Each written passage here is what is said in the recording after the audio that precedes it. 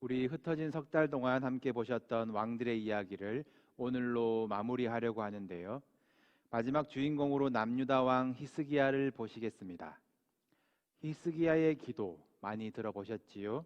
굉장히 훌륭한 왕입니다. 그는 분열 왕국 최고의 왕이라 평가받아요.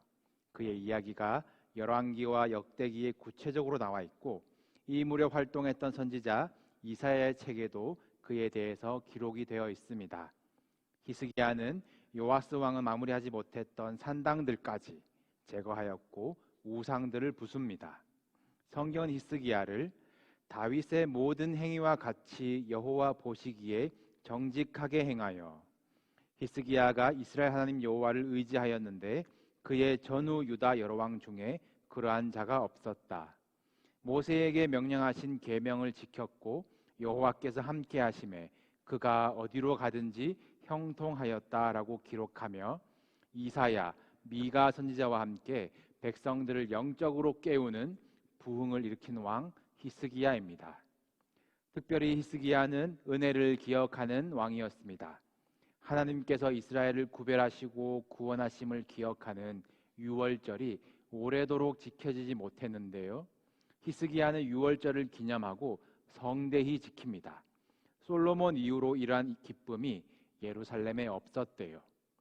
정말 좋은 왕인데 오늘 읽으신 본문에서 그는 병들어 죽게 되었습니다. 그에게 무슨 일이 있었던 것일까요? 왕이 하나님의 계명을 지키니까 나라가 부강해졌습니다. 백성들에게는 기쁨이 있었어요. 시기적으로도 남유다는 평안했습니다. 아수르가 이미 북이스라엘을 멸망시키고 세력을 키워갔지만 남쪽에는 또 다른 강대국 애굽이 있었습니다. 남유다는 둘 사이에 끼어서 나름의 완충지대였어요. 그런데 위기가 찾아옵니다. 아수르가 이제는 남유다까지 넘보고 애굽과 직접 상대할 계획인 것입니다. 위기 앞에서 진짜 실력이 드러나는 법이지요. 히스기야는 아수르 왕 사네립에게로 사람을 보내어 말합니다. 우리는 믿음의 말을 기대하지만 정작 히스기야는 제가 잘못했습니다. 제가 무엇을 하면 좋을까요? 두려움에 떨며 아수르 왕에게 굴복합니다. 사네립은 히스기야에게 은 300달란트와 금 30달란트를 주면 물러가겠다라고 대답해요. 엄청난 양입니다. 히스기야가 이를 위해서 성전과 왕궁에 있는 은을 다 내어주고 성전 문과 기둥에 입혀진 금을 다 벗겨서 아수르 왕에게 바칩니다.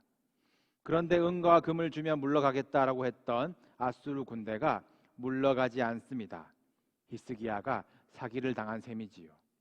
아수르는 심지어 히스기야에게 이제 돈으로 안 되면 애굽이라도 의지해 보라 조롱을 합니다. 다시 편지로 히스기야를 위협하는데요. 히스기야는 이 편지를 하나님의 성전으로 가져갑니다. 하나님께 일러 바치는 것이지요. 금을 다 벗겨낸 성전 문과 기둥을 보면서 죄송한 마음은 없었나 봅니다. 이에 하나님은 이사야 선지자를 통하여 중요한 말씀을 하시는데요. 내가 나와 나의 종 다윗을 위하여 이 성을 보호하여 구원하리라 라고 말씀하십니다.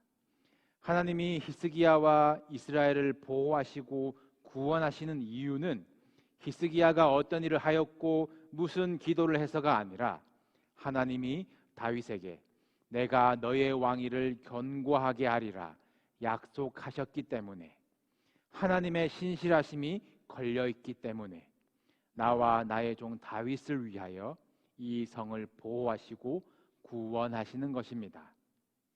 여호와의 사자가 나와서 치자 아수르군 18만 5천 명이 하루아침에 다 송장이 되고 히스기야는 일단 위기를 극복합니다. 그런데 그때에 히스기야가 병들어 죽게 되었다고 오늘 본문이 시작됩니다. 그리고 이사야가 히스기야에게 와서 말하기를 너는 집을 정리하라. 네가 죽고 살지 못하리라 라고 말씀하세요. 죽어가는 왕에게 와서 뜬금없이 집을 정리하라는 이유는 무엇입니까? 집은 가정, 가문을 이야기합니다. 이 집안에 문제가 있다는 것이에요. 우리 히스기야 아버지의 이야기로 잠시 거슬러 올라가 보겠습니다. 히스기야 아버지는 아하스 왕인데요. 우상을 섬기고 또 아들을 우상의 제물로 바치고 이방 우상 신전에 견학을 가서 그 제단의 구조와 양식을 본따서 성전을 꾸밉니다. 결정적으로 에돔이 쳐들어오자 아수르에게 가서 도와달라고 요청하면서 은과 금을 바치다가 결국 20만 명이 포로로 끌려갑니다. 성경은 아하스 왕이 곤고할 때에 더욱 범죄하니라 라고 이야기를 해요. 하나님보다 돈과 이방 나라를 의지한 아하스였습니다. 히스기야도 평소에는 잘했지만 위기 때는 하나님을 의지하지 못하는 이 패턴이 아버지 아하스와 같습니다. 곤고할 때, 어려울 때 더욱 범죄하는 것이 이 집안의, 이 왕들의, 나아가 유다 민족의 문제였습니다. 너는 집을 정리하라. 성경은 히스기야의 개인의 잘못을 지적하고 있지 않아요. 집의 문제라는 것입니다. 히스기야가 보고 배우며 자란 환경이 그러했습니다. 이미 아버지 아하스 시대의 하나님은 유다를 내가 낮추겠다, 기울여 버리겠다 말씀을 하셨어요. 기울어져 쏟아진 죄악들을 히스기야가 끌어안게 되었습니다. 그래도 히스기야는 하나님 보시기에 정직한 왕이기 때문에 이 시험들을 그가 감당해내고 유다의 죄악의 뿌리들을 뽑아낼 희망을 보시고 하나님은 안팎의 위기, 아수르의 침공과 죽을 병에 걸리게 하심으로 히스기야를 기도의 자리로 끌고 가십니다. 집을 정리하는 방법이 기도였습니다. 히스기야는 벽을 향하여 기도해요. 인생의 벽과 같은 막막함을 만났을 때 기도하시길 바랍니다. 히스기야는 통곡하며 기도합니다. 이에 너는 죽을 것이다 통보하고 떠났던 이사야가 가던 길을 멈추고 즉시 돌아와 하나님의 말씀을 다시 전합니다. 내가 너의 기도를 들었고 너의 눈물을 보았노라. 한나의 통곡이 시대를 바꾼 것처럼 히스기야의 통곡도 시대와 가문을 구원하였습니다. 죽을 수밖에 없었던 히스기야의 생명을 15년 더해 주시고 아수르로부터의 보호를 약속하세요. 이것을 위한 징표로 하나님은 그의 아버지 아하스의 해식의 그림자가 뒤로 물러나게 하십니다. 범죄한 시간들이 뒤로 물러나고 하나님께 새 시간을 받았다는 의미이지요. 곤고할 때 더욱 범죄하던 집이 정리되고 위기는 하나님의 은혜로 바뀌게 되었습니다. 그 더해진 15년 사이에 다음 왕 므낫세가 태어나고 다윗에게 하신 하나님의 언약은 끊어지지 않고 이어져 갑니다.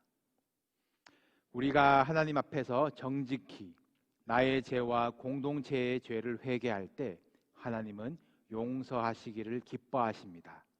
우리의 눈물의 기도를 기다리고 계세요. 안팎의 어려움을 당할 때 벽을 향하여 기도하시길 바랍니다.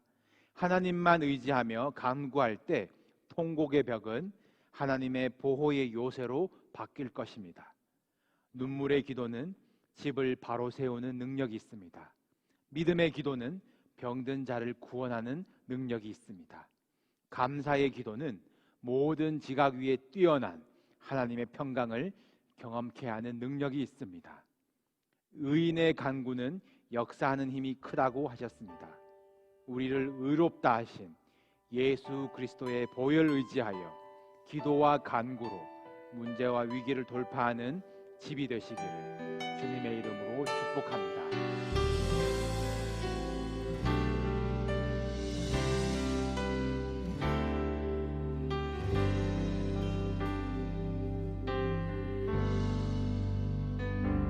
나의 백성이 다 겸비하여 내게 기도하며 나의 얼굴을 구하여서 그 악한 길 떠나며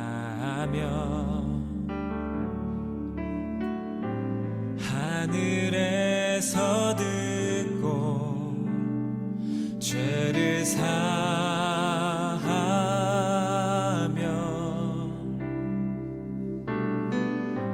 그들의 땅을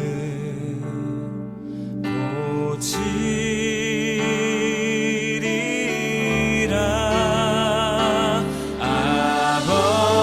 아버지여 고쳐 주소서.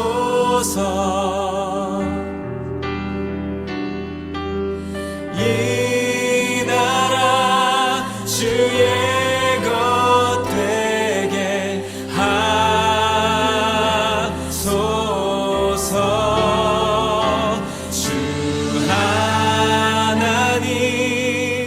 간절